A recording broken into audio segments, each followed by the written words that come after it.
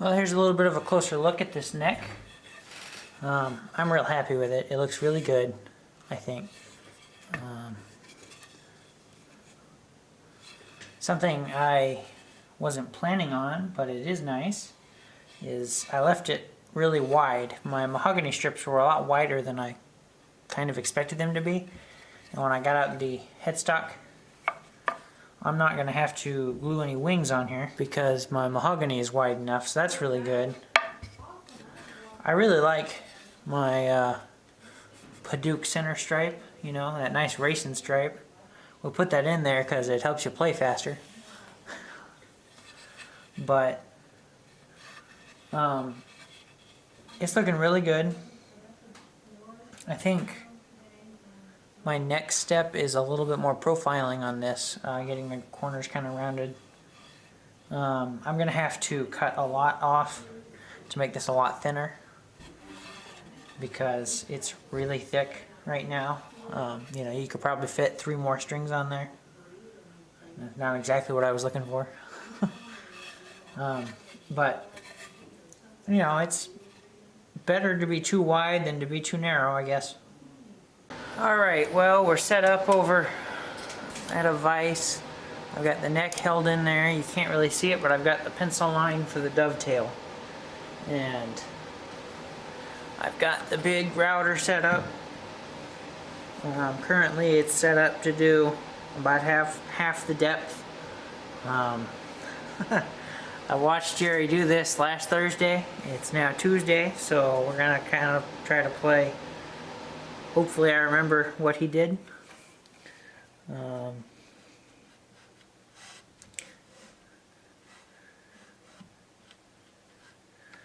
got a fairly good pencil line on there. I know this is gonna be very messy. I've got some goggles, you know, being safe.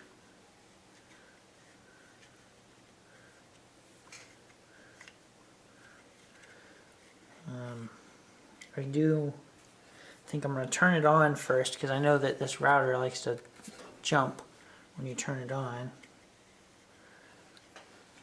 And then I'll set it on there, I think. Something like this. Turn it on, set it on there, and then run it. Kind of stressful. So as I do this, you know, I've kind of got an easy first run because of how thick my neck is. You know, it's a lot thicker than Jerry's usually are, so that gives me a lot of a platform to sit on for my first run. And then only from there does it get more difficult because as I knock out one side, then I have to go to the other side, but all the platform I have left is where I am, you know, where it's sitting. So it gets progressively more difficult. Which is not necessarily a bad thing because that, you know, gives me the easiest time I have is right at the beginning, so I can get the hang of holding this. I just gotta do it, I guess. Where's the power? Well, this is gonna jump. It always does.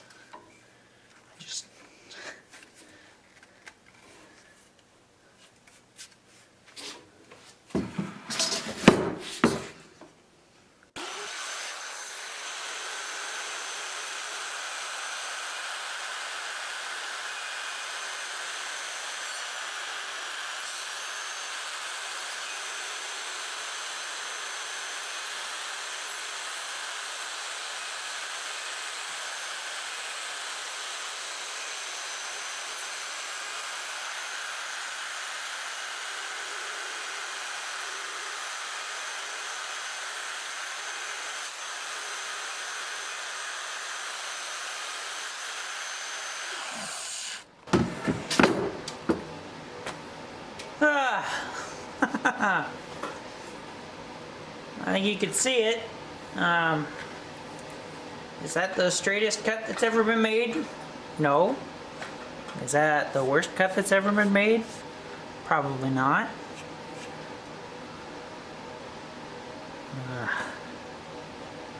Do I still have to make one more? Yes. You know, I don't have to get it perfect. I can always, use the chisel to finish it off, and I'll end up doing that anyway. So what I did mess up was this end a little bit. I got a little bit in on this side. I'm not too sure it's going to be a big deal. It should be fine. Not a huge deal. I can always just shape it with the chisel. I guess I need to drop this the rest of the depth.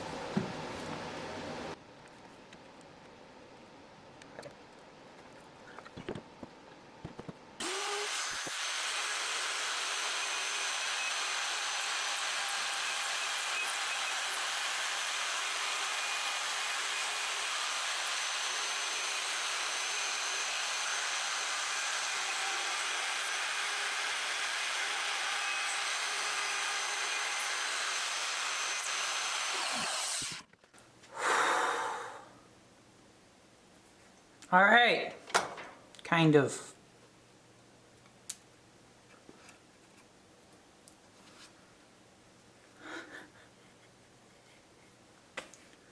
Well, it's cut, and I can still see most of my pencil lines, so I can clean that up with a chisel. I'm kind of dirty. I don't know if you can tell. Yeah, there's mahogany dust everywhere. But overall, I don't think that turned out too bad. No major catastrophes. It's not super clean, but it's good enough. I can work the rest out with the chisel. So I've cleaned that dovetail up a little bit.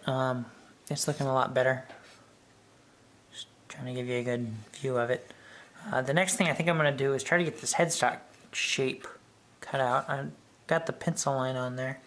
I used one of Jerry's templates, and I don't know if this is the one that he still uses, but it had a center line and it was clear and I could line it up real easy, so I used this one.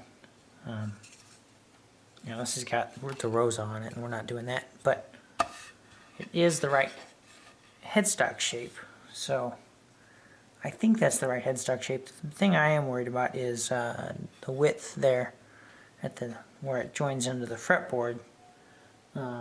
Although it's really easy to check if I get my calipers and just measure this and then go check the plans and see if they're the same.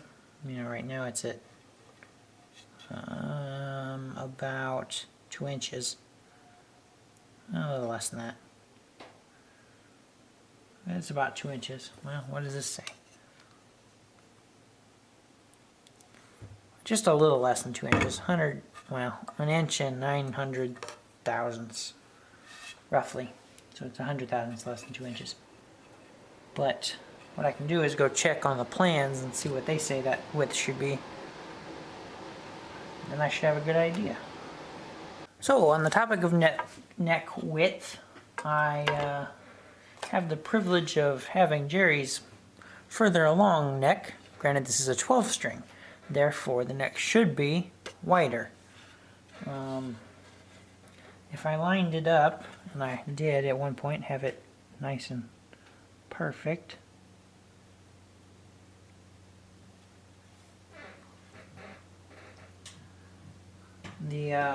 this template is just a little wide, actually, even for the 12 string. However, I did go ahead and mark it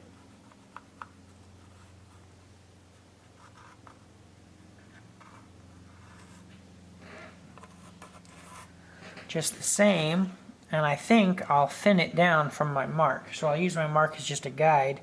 Of course, it's a guide, it's a mark. But I'll probably end up sanding and filing away a little bit more than where it is.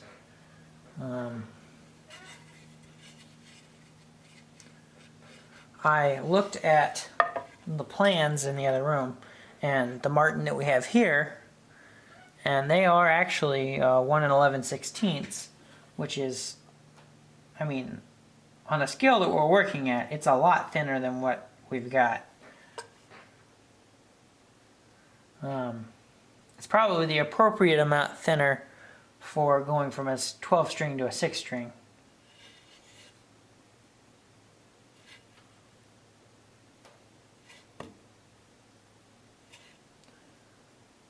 But I think I'm probably going to end up somewhere near this, but probably not quite this thin. So I think the next thing for me to do is cut this out. I don't know that for sure. I think I'm going to wait and ask Jerry to make sure I don't want to glue a faceplate on first or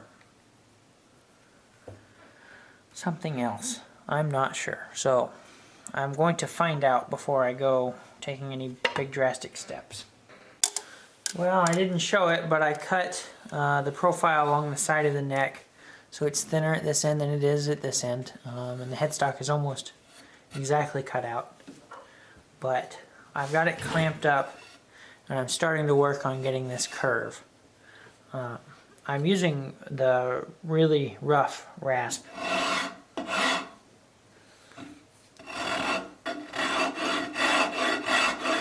I could probably do this with the angle grinder and the rasp attachment on it, the rasp head for it.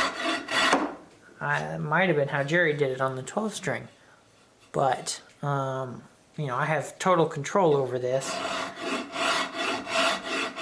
This will be the first neck I totally carve, so I think I'm going to do most of it by hand at least.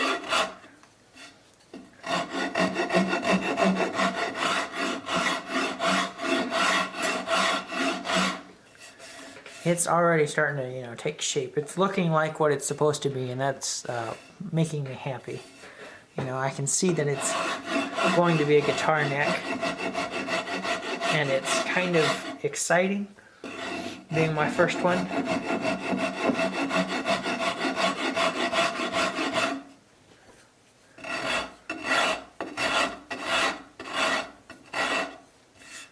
I'm really happy with the way that stripe turned out. You can't really see it from that angle. I'll try to bring you in.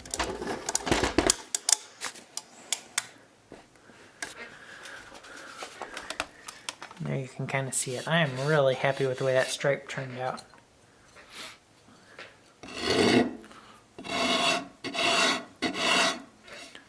Yeah, it's starting to feel like a guitar neck. I mean, it's a long ways off, but it's starting to.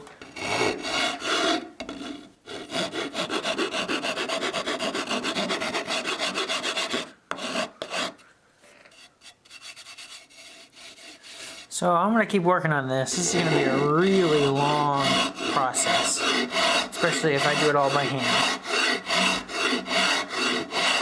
The other thing I need to start thinking about is my faceplate for the headstock, the veneer that goes on there. I don't know how much I've talked about it, but I plan on using an ebony headstock veneer, ebony fretboard, ebony bridge. And I've got them all. I haven't really started working on them, not even in the slightest. So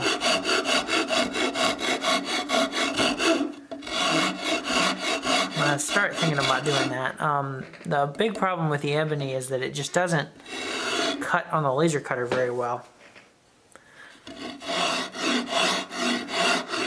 Or basically at all. So it's gonna be a little bit of a hassle to get the name cut, the name engraved on the faceplate.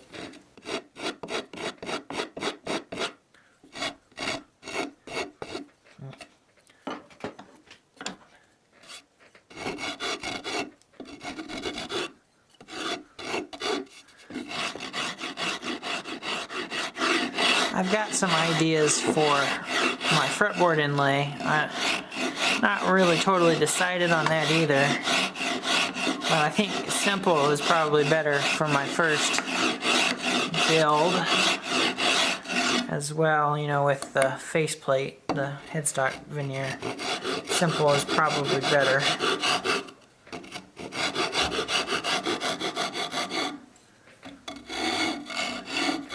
But in case you were wondering, there will be no rose on my headstock.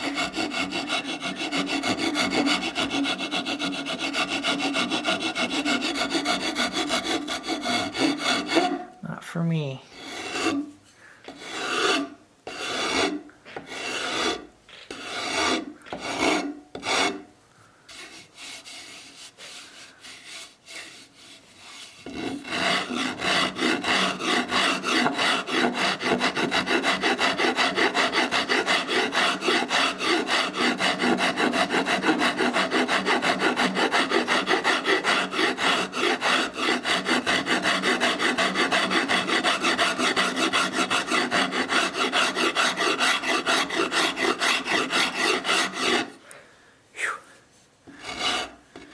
Well, I'm not going to film any more of me cutting this.